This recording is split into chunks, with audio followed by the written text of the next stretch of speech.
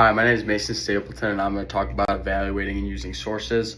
So, the first time that I relied on a source to prove a point was probably like when it comes to the GOAT debate between LeBron James and Michael Jordan.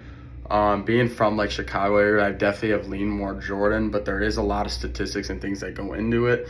I do think the sources are reliable just because it's more factual. Some can be opinionated and biased, like depending on the person that writes it, but a lot of them are really like you kind of like make up your own mind. And I would say the source was well received just because they leave the decision up to the person to like pick who. So that's why I feel like it was well received, and that's why I would say I would go about making an opinion based on like stats, comparing the two differences between like Jordan played in a certain area and LeBron plays in a certain different area.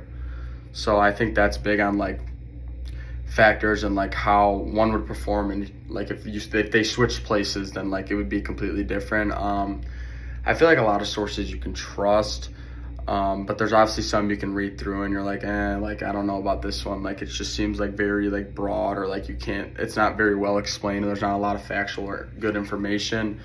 So yeah, I feel like you definitely could question that.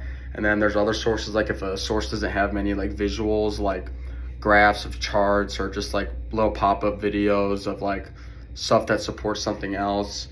So I feel like that's big, and like if you think something's reliable or not.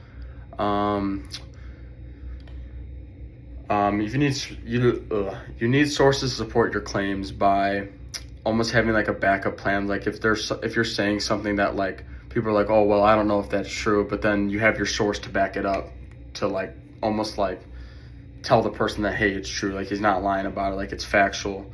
And then I feel like you can successfully make an argument without sources to support claims, just because if you know so much about a certain topic and you know your facts and you know like the truth and everything, then I feel like if you know all that and it's truthful, you can definitely back up without evidence.